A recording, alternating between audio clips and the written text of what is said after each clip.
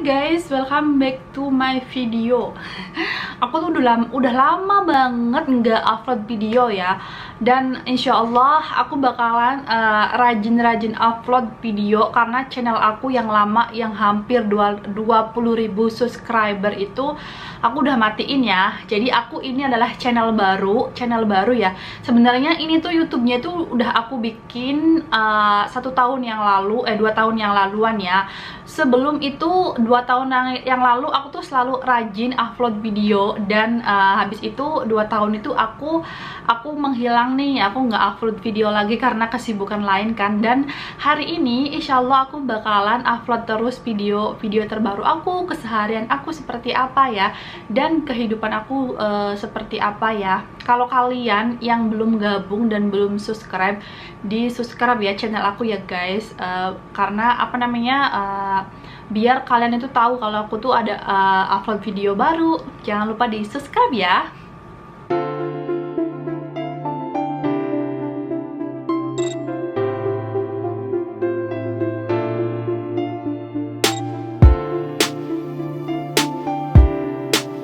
Nah, jadi buat kalian yang pada penasaran gitu sama aku, penasaran itu banyak banget yang nanya sama aku, Ceh gitu loh, Cece itu ke Taiwan itu tahun berapa, dan Cece itu di sini tuh kerja apa sih, dan bagaimana dan seperti apa. Banyak banget yang nanya.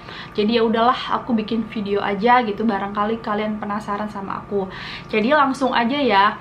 Jadi aku itu awal kerja ke Taiwan itu adalah 2012. Itu 2012 itu aku terbang ya. Jadi bulan 2 aku tuh terbang ke Taiwan. Jadi aku tuh sebenarnya daftar ke Taiwan itu 2011. 2011 bulan 12 itu aku daftar ke PT ya. Jadi aku selama di PT itu selama 2 bulan ya. Berhubung PT aku tuh bisa pulang pergi setiap minggu gitulah. Jadi enak, nggak kayak tertekan di penjara kayak gitu ya gitu. Dan pokoknya di PT tuh ya belajar seperti kalian pada umumnya ya, belajar Mandarin, belajar gimana caranya masak makanan Mandarin, terus tata krama orang Taiwan tuh seperti apa. Pokoknya sama aja belajar kayak di ini apa namanya, di kalian yang apa namanya belajar di PT seperti apa, itu sama aja persis. Bahkan apa namanya, banyak banget di sana pun juga teman-teman aku apa namanya di PT banyak teman-temannya. Dan awal singkat aku langsung pergi ke Taiwan itu bulan 2 ya. Bulan 2 tanggalnya aku udah bener-bener lupa banget karena itu udah beberapa tahun yang lalu ya. Aku ke Taiwan bulan 2 aku terbang, dan job aku itu jaga ama. Job aku itu jaga ama ya, tepatnya itu di Changhua ya. Kalau kalian ada yang di Changhua, ini pokoknya mungkin kalian tahu ya. Jadi rumah majikan aku yang di Changhua itu di dekat stasiun Changhua. Jadi awal mula aku ke Taiwan itu di Changhua ya. Jadi di sana itu aku dapat jobnya itu jaga nenek ya. Jadi jaga nenek itu sebenarnya neneknya tuh nggak terlalu tua banget, jadi mungkin seumuran 59, tapi pasien yang dijaga sama aku itu lumpuh total, nggak bisa apa-apa, kayak ibaratnya kayak stroke kayak gitu ya, stroke. Cuman bisanya kedip mata aja, itu ngomong pun nggak bisa. Semua itu dilakukan di ranjang ya. Aku yang mandiin, aku yang apa namanya bersihin kotorannya, pokoknya makan, susu selang, semuanya aku yang ngebantuin ya. Pada saat itu aku di rumah majikan itu ada pembantu lamanya. Jadi pembantu lamanya itu ngajarin aku gimana caranya dan bagaimana gitu kalau sedot dahak dan lain sebagainya. Dan di sana itu majikan aku itu ada Akong. Akong ini adalah suaminya pasien aku yang dijaga, terus punya anak 2. Nah, anak 2 itu semuanya cewek, cowok-cowok ya. Jadi di sana itu ada menantunya 2 cewek gitu. Dan pada saat itu ya udah jalan seperti biasanya aja. Di sana aku nyaman, karena nyamannya tuh apa ya, kerjaan pun sedikit gitu loh, nggak ada kayak apa nyuci baju, cuman aku sama punya pasien aku aja. Baju Akong sama baju yang lain-lainnya pun juga mereka sendiri yang nyuci ya. cuman aku paling masak aja. Masaknya pun juga sore, simple banget kan masakan kayak gini. Dan pada saat itu aku tuh sedih banget. Sedih bangetnya tuh apa? Pasien aku yang dijaga itu, aku di sana selama 8 bulan itu pasien aku tuh sakit-sakitan, masuk keluar rumah sakit terus gitu loh. Masuk keluar rumah sakit. Jadi masuk keluar rumah sakit tuh kenapa bisa masuk ke rumah sakit? Karena pasien aku tuh nggak berak dan nggak kencing, semuanya itu ngendep di dalam tubuhnya dia gitu. Pokoknya keluar masuk. Ya aku pun juga nggak nyangka kalau pasien aku tuh bakalan secepat itu ninggalin aku sama keluarganya gitu loh. Pada saat itu aku sedih banget karena pasien aku yang dijaga itu meninggal ya. Aku pun kayak masih ini banget, masih agak sedih gitu, ikut sedih ya. Aku tuh sedihnya itu mau pindah majikan kan gitu loh, karena aku tuh di sana udah nyaman banget di majikan aku. Yang paling aku beratin ninggal itu adalah ninggalin Akong, karena Akong tuh benar-benar baik banget sama aku ya gitu loh. Jadi baiknya tuh gimana gitu, anak-anaknya tuh yang menantunya terus sama anaknya dua itu setiap hari mereka tuh kerja, pulangnya tuh malam jam 9, jam 10. Jadi kalau aku sama sama pasien sama Akong udah selesai makan, mereka baru datang gitu loh. Jadi jarang banget ketemu sama anak-anaknya gitu loh. Aku setiap hari cuma sama Akong gitu loh. Masak, ke pasar dan lain sebagainya aku cuma sama Akong aja gitu. Akong aku udah kayak anggap seperti bapak aku sendiri, dan umurnya itu juga nggak jauh beda sama bapak aku gitu loh ya. Dan sampai sekarang Akong tuh masih komunikasi sama aku. Jadi aku yang ngebuat aku tuh kayak sedih gitu loh teringat sama dia. Dan pada saat itu aku pindah majikan. Aku ngomong sama Akong, Kong, aku kalau ngejaga kamu aja bisa nggak sih gitu loh, kalau aku ngejaga kamu aja gitu loh. Terus aku bilang nggak bisa ayah, aku kan dulu kan dipanggilnya ayah gitu, karena aku tuh katanya nggak sakit gitu, aku masih bisa jalan, aku sehat gitu, aku bisa beraktivitas sendiri. Jadi aku nggak bisa kalau aku ngambil kamu, bilangnya gitu, kamu harus pindah gitu. Dan itu ya udah gitu, aku sehari mau pindah itu aku nggak bisa tidurnya itu ya teringat aku tuh gimana sama majikan baru itu seperti apa, karena aku udah nyaman banget di sini. Terus aku juga kayaknya aku nggak bisa ninggalin Akong, karena aku tuh bener-bener kasihan banget gitu kan. Ntarnya berpikirnya kalau anak-anaknya itu kerja, dia sendiri di rumah, pokoknya seperti itu dalam pikiran aku gitu loh. Dan pas aku pindah dijemput sama agensi, aku tuh berpelukan gitu sama Akong, dan ya Akong pun nangis gitu loh ya. Mungkin dia lihat aku nangis, jadi dia itu juga nangis gitu ya. Aku tuh terharu banget kalau ngomongin dia. Pada saat itu dijemput sama agensi di dalam mobilnya agensi, aku tuh nggak berhenti nangis gitu. Kata agensinya, udah kamu tuh nangis kenapa, kamu kan mau dibawa sama majikan baru, entarnya kalau muka kamu itu itu nangis, ntarnya majikan kamu yang baru itu ngelihat kamu tuh katanya nggak suka, ntarnya kamu nggak terpilih, bilangin dia udah gitu kan. Walaupun agensi ngomong kayak itu aku nggak peduli, karena aku sedih gitu kan ya. Aku pun juga nggak mau kan di majikan yang yang baru, aku pengennya sama Akong gitu kan. Pada saat itu ya udah aku di majikan baru gitu kan. Aku di majikan baru dan aku pun mau nggak mau aku harus tetap gitu loh. Aku ngomong sama agensi ya, aku tuh nggak mau di sini karena di situ perkampungan banget. Jadi tepatnya itu di daerah Heme ya. Kalau di stasiun kan kota gitu, Changhua kota. Kalau di Heme itu kampung banget, dan di sana tuh banyak pabrik ya, banyak TKL cowok pabrik gitu di sana itu. Dan kebetulan majikan aku yang baru pun juga mempunyai pabrik gitu, pabrik kain kayak gitu ya. Dan di sana ada orang Indonesia sama orang Vietnam kayak gitu. Aku pun di sana ya udah ngejalanin aja 1 minggu.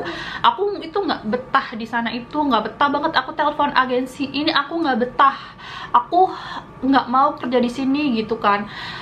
Agensi pun katanya kamu harus sabar, tapi aku nggak betah. Aku ancam agensi, aku mau kabur. dan lain sebagainya. Kata agensi langsung datang pada hari itu.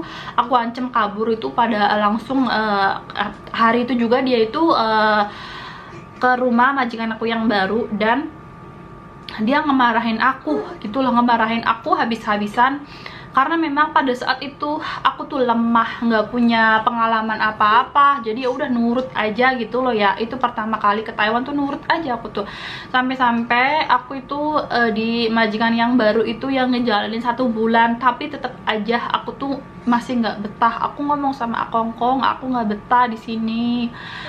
Mau gimana lagi, kata Akongnya, kamu harus sabar gitu ya, kamu harus sabar di situ. Aku selalu curhat setiap hari, masih komunikasian sama Akong, dan kata Akong kalau kamu libur kamu main ke sini gitu, karena di sana itu liburnya susah banget ya. 1 bulan 1 kali pun aku nggak diizinin libur, karena memang itu majikan aku yang di sana tuh bener-bener sibuk banget, sibuknya minta ampun. Sibuknya itu dia itu mereka tuh punya pabrik, jadi anaknya aku yang majikan baru itu adalah nenek yang dijaga, dan anaknya tuh semuanya juga cowoknya tuh 4, dan mereka tuh 4 cowoknya tuh punya pabrik semuanya gitu. Jadi nenek aku punya pabrik dan anak cowoknya 4 punya pabrik. Di sana tuh memang orang berada gitu, orang kaya gitu loh ya majikan aku yang baru ini. Tapi kerjaannya masya Allah ya, banyak banget gitu, banyak banget. Aku nggak betahnya tuh karena kerjaan banyak gitu loh. Karena memang kalau di Akong dulu tuh nggak ada kerjaan, aku santai gitu. Kalau di majikan ini tuh aku tuh bener-bener banyak banget kerjaannya. Ya udah gitu loh. Dan pada saat itu ya udah aku jalanin aja sampai aku tuh 2 tahun.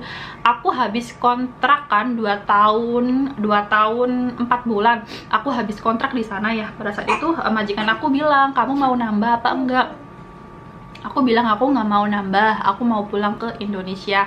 Pada saat itu ya udah, karena memang aku pengen cari majikan yang baru aja gitu loh, dan nggak dibolehin, harus pulang ke Indonesia dulu. Aku pulanglah ke Indonesia gitu. Aku pun walaupun pulang ke Indonesia, aku tuh masih komunikasi sama Akong gitu loh, karena memang Akongku tuh bener-bener orang baik banget. Aku di Indonesia tuh masih komunikasi sama Akong, dan aku tuh calling pisah sama agensi gitu lah. Ada salah satu teman aku yang kenalin aku agensi, katanya di daerah Changhua. Ini cuman sama nenek aja, katanya ada libur setiap bulan. Oke, aku ambil, dan itu cepet banget ya aku nyampe ke Taiwan. Jadi yang itu ya pokoknya di majikan aku juga di situ itu rumahnya tuh bener-bener rumah tua banget loh, bener. Aku tuh dapet, dan aku tuh dan di majikan aku yang ke Taiwan, aku kan dijemput sama agensi gitu, dan aku dianterin ke rumah nenek. Dan ternyata di sana itu ada 3 orang, ada Akongnya itu juga udah pekrok, kalau bahasa Indramayu mah udah pekrok.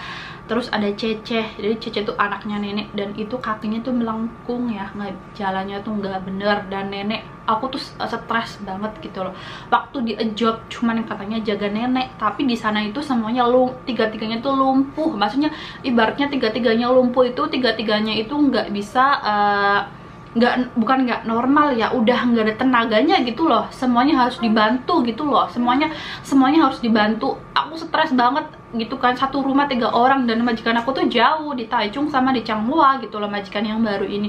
Tapi aku jalani aja lah gitu loh. Majikan aku pun juga nggak ada tuh yang namanya ngekang aku, nggak ada yang namanya apa-apa gitu loh. Dan kalau libur ya anaknya Cece itu yang ngejagain si nenek. Ya udahlah, oke, aku nggak ada masalah, yang penting aku itulah, walaupun rumahnya rumah tua gitu loh. Majikan yang ini itu, aku itu kayak apa namanya, kayak orang yang nggak terlalu punya lah gitu loh, ibaratnya kayak gitu ya. Rumah sederhana, sederhana banget gitu loh.